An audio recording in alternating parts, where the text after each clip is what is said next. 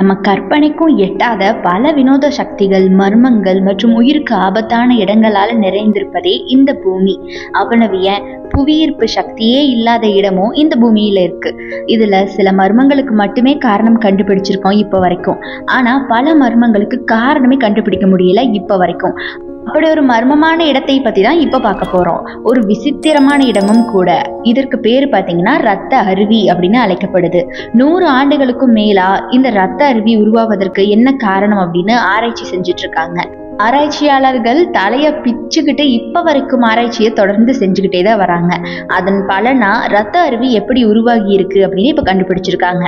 அண்டார்டிகாவில் இருக்கக்கூடிய மெக்மெர்டோ அப்படிங்கிற பள்ளத்தாக்குல Taylor glacier அப்படிங்கிற அருவி ஒன்று இருக்கு. 1911ஆம் ஆண்டு ஹிப்திக் டெய்லர் அப்படிங்கிற ஆஸ்திரேலியாவை சேர்ந்த புவியியல் ஆராய்ச்சியாளர் இந்த அருவியை கண்டுபிடிச்சதால இந்த பேர் வந்திருக்கலாம் அப்படின்னு கூறப்படுது.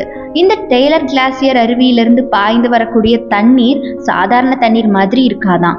அடர் சிவப்பு நிறத்துல பார்ப்பதற்கே ரொம்பவே பயங்கரமா ரத்தம் பீறிட்டு வர மாதிரி இருக்குமா. அதனால இந்த அருவியை ஆராய்ச்சியாளர்கள் ரத்த அருவி அப்படின்னு அழைச்சிட்டு வராங்க. அண்டார்டிகா பகுதிகளில் வேறு எங்கேயுமே இது மாதிரி இல்லையா.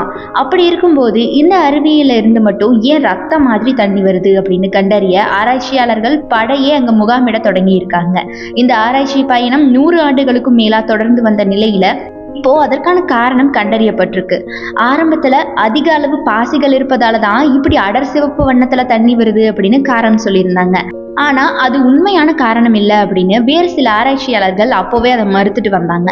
இந்த நிலையில 2009ஆம் ஆண்டு ஜில் மிக்கு அப்படிங்கிற ஆராய்ச்சியாளர் அந்த பகுதியை ஆராய்ச்சி செஞ்ச போது ஒரு கட்டுரையை வெளியிட்டிருந்தாரு. அதுல இந்த நீர்ல ஆக்சிஜன் மூலக்கூறு ரொம்ப ரொம்ப குறைவா இருக்கு. இதுல உயிரிகள் வாழ்வதற்கான மூலக்கூறுகள் சுத்தமா கிடையாது. அப்படி இருக்கும்போது இந்த நீர்ல 17 வகையான நுண்ணுயிரிகள் வாழ்ந்துட்டு வருது. இது ஆச்சரியமான ஒரு நிகழ்வா இருக்கு. அதோடு மட்டும் இல்லாம இந்த பகுதி முழுவதுமே இரும்பு தாதுக்கள் அதிக அளவுல இருக்கு. நுண்ணுயிரிகளிடமிருந்து வெளிவரக்கூடிய சல்பர் இரும்பு தாதுவோட வினை புரிந்து சிவப்பு நிற நீரை உண்டாக்குது இது அப்படின்னு குறிப்பிட்டிருந்தாரு. இது ஒரு வகையில ஆராய்ச்சியாளர்களுக்கு தன்னம்பிக்கையை தூண்ட மேலும் அந்த பகுதியை நோக்கி ஆராய்ச்சிக்கு படையெடுக்க ஆரம்பிச்சிருக்காங்க. அதற்கு பின்னர் ஆராய்ச்சி மேற்கொண்ட ஆராய்ச்சியாளர்கள் லைஃப் ஆன் மார்ஸ் அப்படிங்கிற இந்த பகுதியை வரையறை செஞ்சிருக்காங்க. அதாவது ஆக்சிஜன் இல்லாத நிலையில நுண்ணுயிரிகள் வாழ்வது சாதாரண விஷயமே இல்லை. ரத்த அருவியின் தன்மையை ஆராய்ச்சி செய்யும் போது இந்த பகுதி முழுக்க செவ்வாய் கிரகத்துல இருக்கக்கூடிய சூழ்நிலையை கொண்டிருக்கான். இந்த பகுதியை நன்கு ஆராய்ச்சி செஞ்சா செவ்வாய் கிரகத்தின் தன்மையை துல்லியமா கண்டறிய முடியும் அப்படின்னு சொல்லியிருக்காங்க. மேலும் இந்த அருவி சுமார் 2 மில்லியன் வருடத்திற்கு முன்னாடி தோன்றி இருக்கலாம் அப்படின்னு சொல்லியிருக்காங்க. தற்போது இந்த ரத்த அருவியின் தண்ணீர் ஏன் சிவப்பு நிறத்துல இருக்குது அப்படிங்கறத மட்டுமே கண்டறிய முடிஞ்சிருக்கான். ஆனா இந்த அருவி எங்க உருவானது, எப்படி முடியுது அப்படின்னு இப்ப வரைக்கும் சுத்தமா கண்டுபிடிக்கவே முடியலன்னு சொல்லியிருக்காங்க. அது மட்டும் இல்லாம அதற்கான ஆராய்ச்சி கண்டிப்பா தொடர்ந்து நடைபெற்று கொண்டே இருக்கும் அப்படின்னு குறிப்பிட்டிருக்காங்க. விரைவாகவே இந்த ரத்த அருவி எங்க உருவாகுது, எங்க முடியுது அப்படின்னு கண்டுபிடிச்சிருவாங்கன்னு நம்பலாம். இந்த அருவியை பத்தின பல்வேறு கதைகள் இப்ப வரைக்கும் மக்களிடையே உலா வந்துகிட்டு தான் இருக்கு. இந்த பகுதியை சேர்ந்த மக்கள் என்ன சொல்ல வராங்கன்னா, வாழ்ந்து வந்த பூர்வ குடிகளை எதிரிகள் கொன்னுட்டாங்க. அதனால அவங்களுடைய ரத்தம் தான் இப்படி அருவியா பெருகி ஓடுது.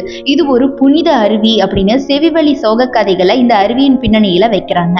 இப்ப வரைக்கும் இந்த அருவிக்கான சோக கதைகளும் மர்மமான கதைகளும் தொடர்ந்து வந்துகிட்டே தான் இருக்கே தவிர இந்த விதமான உண்மையான சான்றுகளும் கண்டறியப்படல.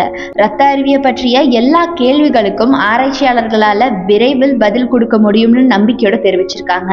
ஆனா விடை தெரியாத மற்றும் விடை கண்டுபிடிக்க முடியாத பல மர்மங்கள் இந்த பூமியில இருந்துகிட்டே இருக்குது அப்படிங்கிறதுக்கான சான்று இதோ இந்த ரத்த அருவி. இந்த ரத்த அருவியை பத்தி நீங்க என்ன நினைக்கிறீங்க அப்படிங்கிறத மறக்காம கமெண்ட் பாக்ஸ்ல கமெண்ட் பண்ணுங்க.